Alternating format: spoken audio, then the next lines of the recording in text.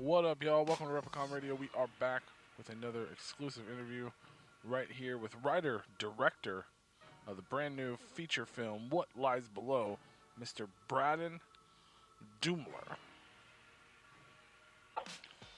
Hey, man, how are you? Very good, sir. Thank you so much for having me. Oh, absolutely. Thank you. Um, I did do a little introduction. You didn't get to hear it, but I want to make sure get your name correct. It's Braden Okay. Duemmler. Is that how you say the last name? Braden Duemmler, like Doomsday, Duemmler. Oh, okay. I just added an extra syllable in there. Yeah, but you very close. You got it though. I tried. Well, welcome to Replicon Radio, man. We appreciate you taking the time to hang out with us. Uh, I know we don't have a ton of time, but we like to get to know people. I wanna learn more about you. And kind of, this is first of all, congratulations on your feature debut, director. That's awesome. Th- Thank you so much. It's been a long journey, but I'm glad to finally get the chance to share something with the world. Absolutely, that's so incredible. So yeah, I kind of want to get like a brief, like, how did you kind of get started? I know like you originally wanted to be a hockey player. Is that correct? So how do we go from hockey player to you know direct movie director? Yeah, I was a competitive hockey player growing up. I don't think I ever had aspirations to be professional, but I definitely loved the sport and was trying to play it in college. Unfortunately, that didn't work out, and I ended up at University of Vermont, and I took a film theory class my first semester, kind of thinking, oh, this will be an easy class, I'll fly by, no big deal. It's film. I think it's gonna be fun. And the professor, who I'm still in touch with this day, Todd McGowan, was so charismatic, so passionate about the material, and everything was so fascinating to me that I fell in love. And the rest is kind of history. Ever since then, I've loved talking about films. I've loved writing about films. I've loved discussing films and analyzing them and understanding the language of cinema. And it didn't come until my senior year of college, where I went to study abroad in China because I was studying Mandarin at the time. And I saw this this elderly Chinese man sitting on a bench in a park singing out of a book. And he wasn't singing to anyone. He wasn't singing for money. He wasn't singing loud. He was just kind of singing to his own little area. And I wondered to myself, who is this man? Like, why is he singing? Who is he singing to? What's the story there? And that is what made me go, I want to be a filmmaker. I want to tell stories like that. And that idea actually became my first short film at USC Film School, and kind of paved the path to my decision to become a filmmaker. That's awesome, and that's the She Always short film that you're talking about. Yes, sir. That's awesome. Yes, sir. That's so cool. Yeah, just things like that in the world just inspiring you. It's pretty awesome. And then you kind of, I guess, was it more of a? Did you always aspire, like, once that kind of became and you were writing things and stuff? Did you always want to be a writer director? Because I know you started doing like cinematography and things like that. Was that just like a stepping stone into director to learn shots and things like that? Like, or was it just something you wanted to do as well? I think I realized early on in the industry that if I don't make my own content, I'm not going to make content. So I really worked hard to develop my writing skills and to become a better writer so that I could be a screenwriter. And I've, since Viscus, I write as much as I can. I've written 4 scripts since Viscus, and I think that's the only thing as a creative that you have control over is something as simple as writing. So I'm a big proponent of just, investing in yourself, writing whenever you can, and hoping one day that, somebody takes notice and says, I want to work with this person. I want to make a film with this person. And so to answer your question, I started writing and I still write because it's the only thing that I can do without any money, without anybody looking over my shoulder in order to be creative. And I love that about it. That's awesome. So while you're, I guess you're writing, you're doing your thing, you're trying to establish your career. You're doing, obviously working in the industry. And one thing I definitely wanted to note was you did a lot of the cinematography with with the Snoop Dogg show. I wanted to ask you about your experience with that, with the Double G News Network. That sounds like it would be a lot of fun. Yeah, yeah, no, Dog is an amazing character. He's such a nice person too.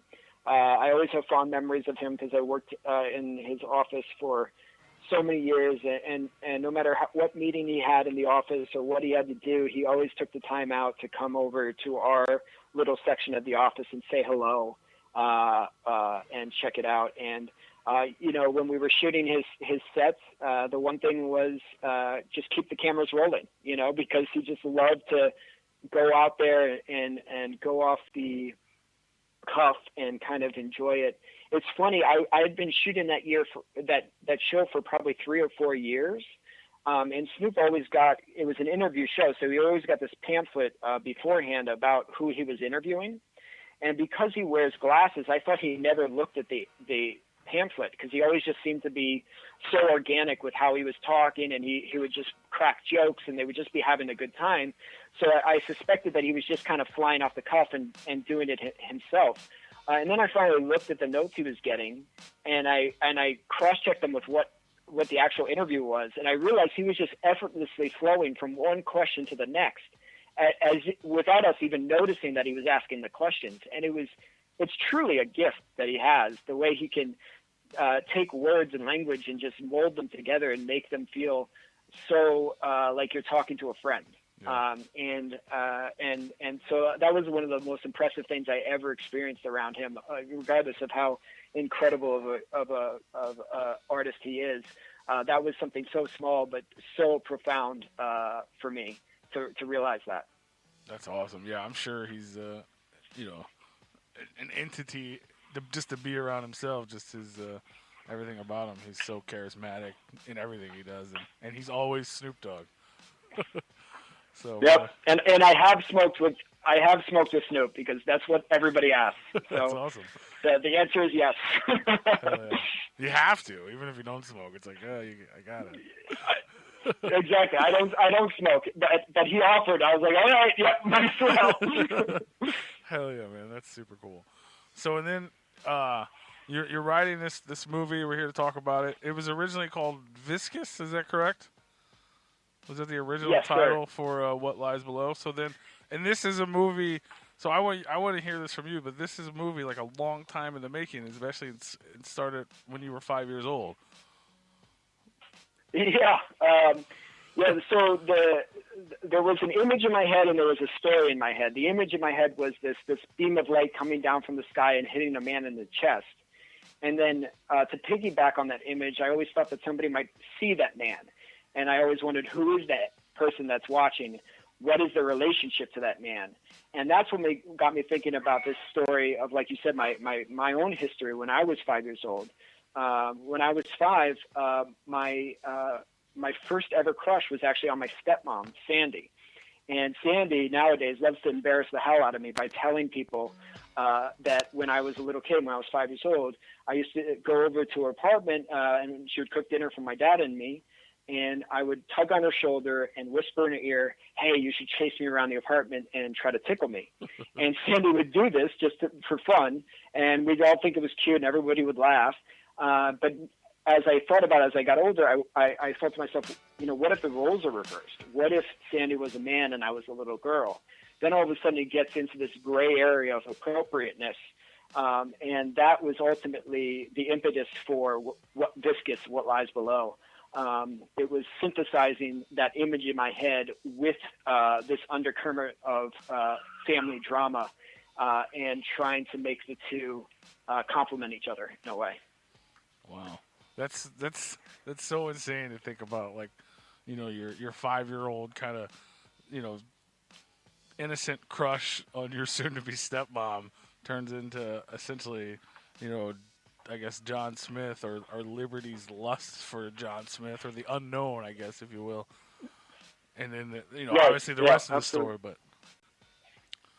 so what with this? What was the? Is there a story behind the name change? Obviously, or it's called What Lies Below. Yeah, it's more of a marketing thing.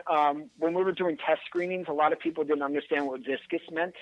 or they kept confusing it for vicious, which was actually somewhat intended on my part, but at the same time, we don't want people to think that the title is vicious. So in the end, we decided with What Lies Below.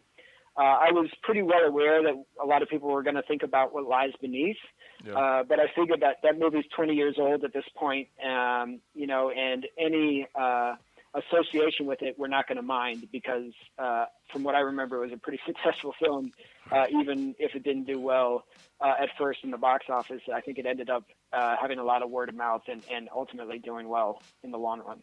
No, absolutely. So I guess for my own ignorance and anyone who's listening, what is viscous? What was the meaning behind that? Viscous? Yeah. Viscous is like referring to the like viscosity, you know, the thickness of a liquid. So it's kind of a metaphor for the way that John Smith slowly slithers into the picture, slowly, methodically, etc. And of course, water is such a key element to the film. You know, the film is a mystery at its core. And I hope once people see the final shot and they go, "What the hell?"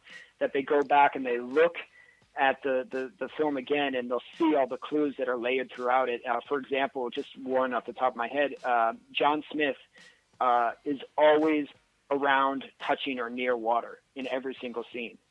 And water is important for that reason. So I'll leave it at that, but that's the best way to say it. Absolutely. I definitely I was one of those people who got to the end of the film. I was like, "What the hell? What is it? What did he do? What's going on?" And I'm still not fully sure, and I hope maybe possibly, I don't want to give anything away or spoil anything, but I hope there's more. I hope there's more to it. I enjoyed it. It definitely kept me on the edge of, you know what I mean? I never knew what was happening, and then even when it was over, I wasn't sure if I still knew what was happening, which I guess is a good thing because you left me Yeah. wanting more. That's great. I appreciate that, Paul. And I think at the end of the day, as a filmmaker, I always would rather people argue about something and discuss it than know 100% what happened. It's just so much more fun when films are like that, you know, and you can all have your own opinions on it. I will say that there is definitely a mythology that I have in my head, and it's very clear cut, and all the pieces fit. And you know, it's fun to see which viewer figures it out first. You know, once they see the pieces are there.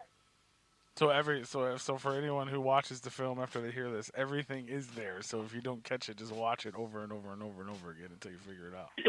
There you go. December 4th, starting December 4th. That's right. December 4th, all streaming platforms, digital media, download it, purchase it, and I guess even like I guess I saw like when you guys were making the movie, one of the things like the talking points or the things you would like hashtag or whatever on like Instagram and things was like, who is John Smith, which I guess is kind of what we're Yes. trying to figure out as the viewers too, right? Right. That's the mystery of the film. Who is John Smith? Who is John Smith? Well, it's definitely great. Everyone should check it out. Um, like you said, December 4th. Is there anywhere people can?